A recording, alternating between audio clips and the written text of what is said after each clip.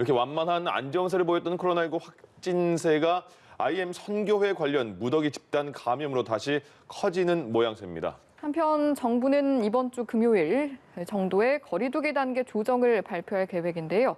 관련 내용들 최재욱 고려대 의대 예방의학교실 교수와 함께 짚어보도록 하겠습니다. 네, 어서 안녕하십니까? 오십시오. 예. 최근에 신규 확진자가 300명대, 400명대 됐는데 어제 확진자는 559명이에요. 그러니까 IM 선교회 광주에서 112명인데 100명 넘게 나온 거잖아요. 그러니까 만약 근데 100명을 빼더라도 400명대는 계속 유지되고 있는 그 상황은 지금 어떻게 판단할 수 있을까요, 저희가? 네, 뭐 전반적으로 이제 계속적으로 완만한 감소세를 계속 보이고 있어 매우 다행이다 이렇게 국민 여러분 생각하셨을 텐데 이번에 IM 선교회 관련해서 이렇게 집단 발병이 발생해서 매우 아쉽고요, 안타까운 상황이라는 점을 말씀드리고 싶고요. 그래서 전망을 크게 몇 가지 나눠 말씀드리면요. 이번 그래도 좋은 소식은 이번 IM 선교회 혹은 기숙학원인지 여러 가지 그 형태도 좀 이해하기 어렵습니다만 특정 집단, 특정 장소별로 집단 감염이 발생한 것이기 때문에 경로를 확인할 수 있고 또 추가적으로 이 부분은 과거 여러 경험이 있기 때문에 좀 어렵겠지만 분명히 이번에 잡을 수는 있을 겁니다. 그러나 아쉬운 점은 좀 아까 말씀드렸다시피 이걸 왜 못 막았나? 이런 거에 관련된 시설과 좀 사각지대에 놓였던 분을 왜 정부 당국이 왜 막지 못했나? 혹은 그 다음에 또 이 해당 선교회는 왜 이런 부분을 좀 놓치고 본인들이 방역 수칙을 제대로 지키지 못했나라는 부분은 굉장히 아쉽고요. 그 점에 대한 보완책과 또 국민의 또 경각심 이런 부분 다 같이 다시 한번 고민해봐야 될 그런 상황이라고 생각합니다. 현재도 곳곳에서 추가 확진자가 나오고 있지만 관련 기관들이 전국에 26곳이나 있다고 하니까요. 그래서 또 더욱 우려되는 상황인 것 같습니다.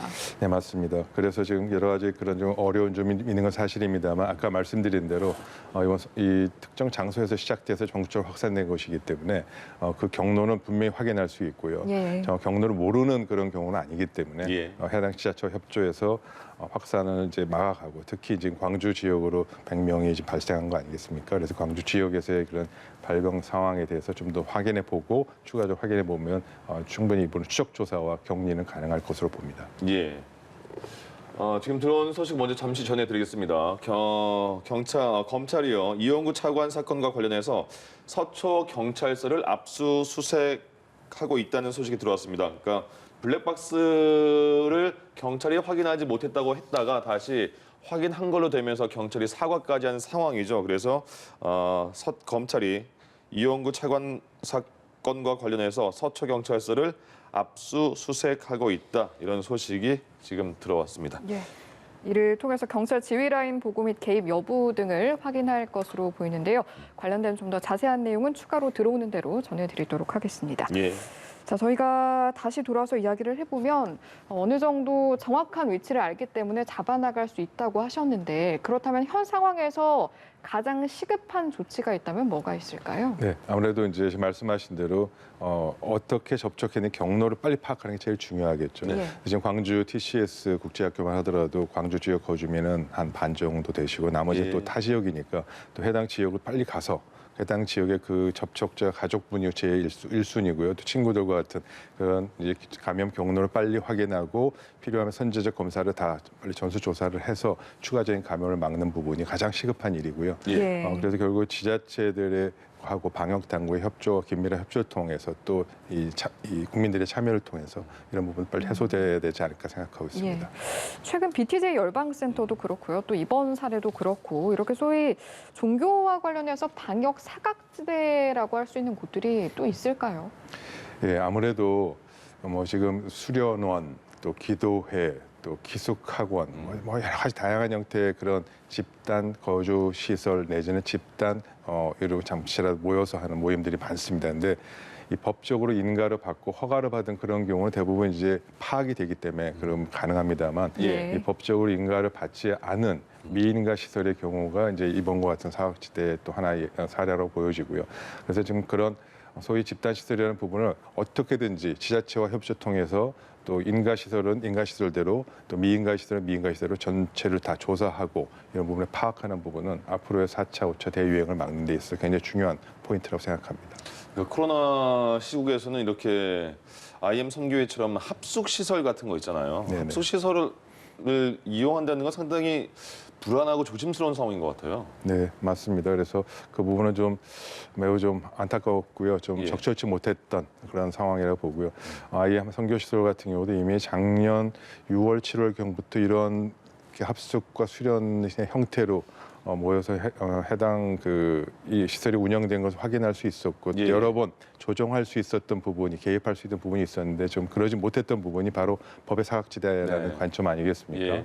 따라서 그런 법의 사각지대 혹은 우리가 놓치고 있던 부분이 무엇인지 좀 찾아가는 노력이 필요하고요. 예. 그 부분 자체가 적극적으로 찾아내지 않으면 중앙방역당국이 이번을 찾기는 좀 어렵습니다. 이번 달 말까지 거리두기가 유지가 되고 다음 달부터 어떻게 거리두기 단계를 조정을 할지 이제 이번 주 금요일 정도에 정부가 발표를 할 예정인 것 같은데 지금 400명대는 유지하다가 다시 IM 선교회 발로 다시 어느 집단에서 100명이 넘게 계속 발생하는 상황이잖아요. 그러면 거리두기 단계를 좀 낮출까 하다가도 이것 때문에 안 될 수 있다 이런 그 판단도 가능할까요? 당연히 고려해야 되겠죠. 예. 지금 이런 집단 감염이 이 부분이 IM 선교발 이제 선교회발 집단 감염이 얼만큼 통제가 가능한지 부분은 명확하게 파악이 된 상황이 되어야 이제 거리두기 단계 조정할 수 있고요. 또 아시다시피 지금 다음 주부터는 구정 연휴가 시작되지 네. 않습니까? 그래서 이 부분도 같이 고려해야 되기 때문에 여러 가지 상황 변수를 고려해서 조정을 해야 되지 않을까 싶습니다. 지금 그 5인 이상 모임 금지가 계속 유지되고 있잖아요. 교수님께서는 이 조치가 지금 확진자를 줄이는데 어떤 도움이 됐다고 보십니까? 얼마큼? 저는 지금까지의 사회적 거리두기에 관련된 많은 방역 수칙 중에 네. 이 5인 이상의 사적 모임 제한 금지가 가장 큰 영향과 효과를 주었다고 그래요? 생각합니다. 예. 아시다시피 이건 특정 업종, 특정 장소에 국한된 것이 아니고 모든 형태의 모임에 대해서 이 제한이 금지가 된 거 아니겠습니까? 예. 굉장히 효과적이었다고 보고요. 그래서 이 부분이 국민들에게 다소 불편함과 뭐 여러 가지 어려운 점을 이제 그런 걸 알지만 네. 이 부분이 감내해 주실 수 있다고 생각되면 어느 정도는 구정까지도 이 부분을 계속 지속하는 것이 바람직하지 않을까 생각합니다. 예. 이번에 거리두기 단계 조정을 정부가 이제 발표를 할 때도 이 부분도 고민할 것 같거든요. 교수님처럼 5인 이상 사적 모임 금지를 계속 유지를 해야 되나 아니면 국민들이 약간 좀 불편하니까 이거 좀 풀어줄 상황이 됐는지 교수님께서는 그럼 일단은 다음 달 설까지는 이어가야 된다 그런 생각이신가요? 네, 방역의 입장에서는 좀 이어가서 계속적으로 이 효과를 유지하는 것이 필요하겠다라고 보입니다. 그러면 5인 이상을 해제를 하려면 어느 정도까지 확진자 수가 낮아져야 될까요? 전체적으로 가장 중요한 판단은 제일 중요한 거는 확진자 숫자를 뭐 100명, 200명 그때로 내리는 것도 중요하겠습니다만 가장 중요한 것은 지역사회 감염의 위험을 줄여나갈 수 있는 부분. 즉 전체 확진자 중에 감염 경로를 모르는 이 확진자의 숫자를 비율을 줄이는 것. 그 포인트가 이러한 지역사회 감염을 줄일 수 있는 또 아까 말한 사적 모임 5인 이상을 금지한 이런 걸 줄일 수 있는 근거가 되지 않을까 싶습니다. 네, 알겠습니다. 자, 이번에는 백신 이야기로 넘어가 보도록 하겠습니다. 네. 정부가 내일 백신 접종과 관련해서 세부 계획을 발표를 하는데 아무래도 많은 분들이 그렇다면 나는 언제쯤 접종을 할 수 있을까 이런 궁금증이 있으실 것 같습니다. 정확히 어떤 내용들이 나오게 될까요? 예, 내일 모레 이제 백신 접종에 대해서 정부의 공식적인 이제 계획이 발표됩니다.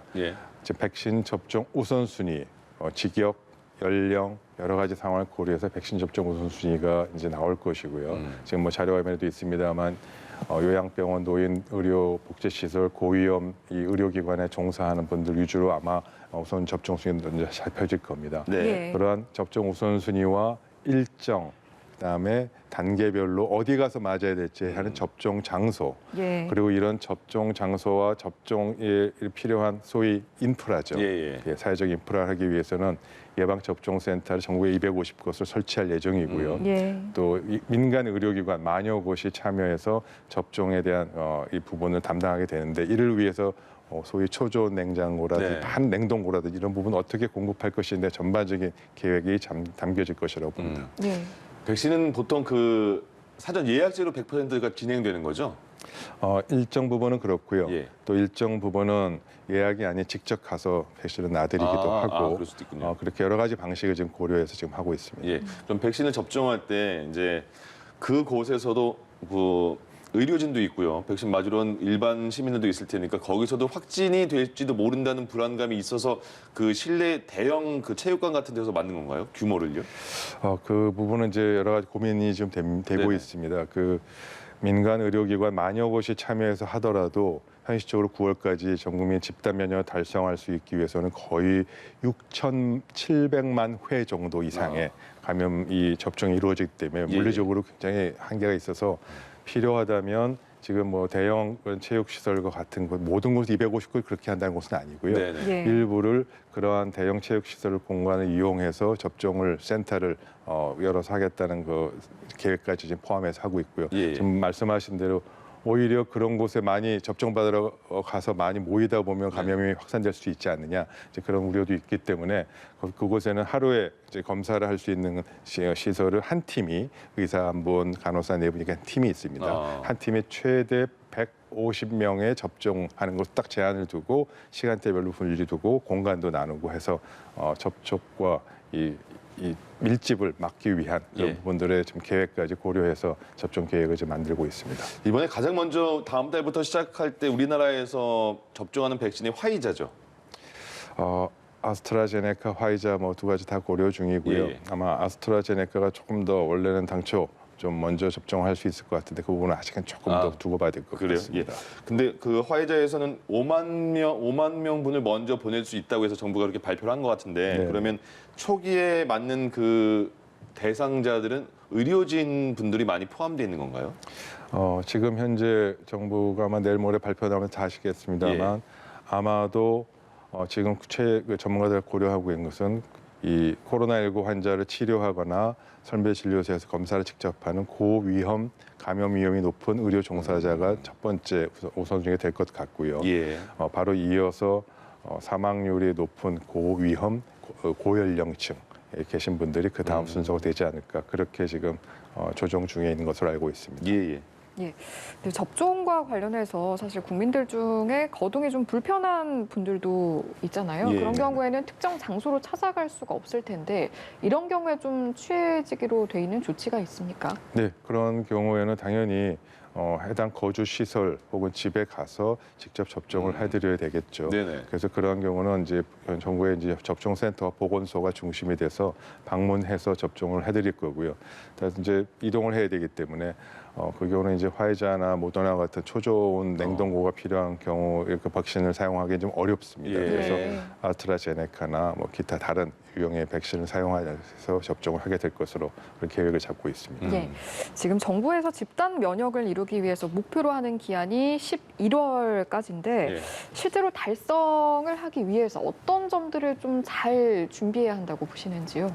뭐 제일 중요한 것이야 백신을 충분히 확보해서 예. 계획대로 지금 접종을 해야 되는 것이 제일 중요하겠죠. 네. 지금도 사실 늦은 거기 때문에요.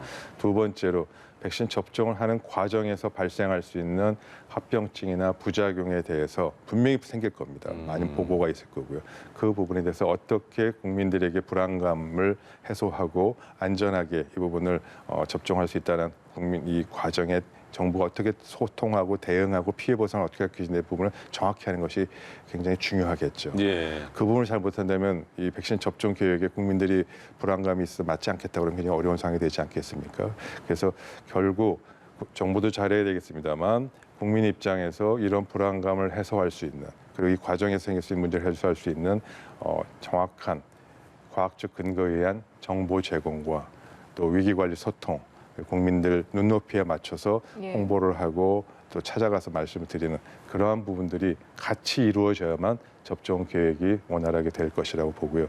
그 과정에서 좀 아까 말씀드린 피해 보상과 관련된 부작용과 관련된 부분을 어떻게 정확하게 국민들에게 알려드리고 정확하게 소통하고 투명하게 이 부분을 관리하면서 이 문제를 해결해 나갈 수 있는지가 아마 굉장히 어려운 지점이 될 거라고 생각합니다. 마지막으로 이제 좀 불안한 게 변이 바이러스가 이제 우리나라에도 계속 나오고 있는 상황이잖아요. 감염자가요. 네네. 근데 모더나가 발표한 백신 내용을 보니까 남아공 변이 바이러스에 대해서는 이 모더나 백신이 효과가 좀 떨어지는 것 같다 이렇게 발표를 했거든요. 그러면 네네.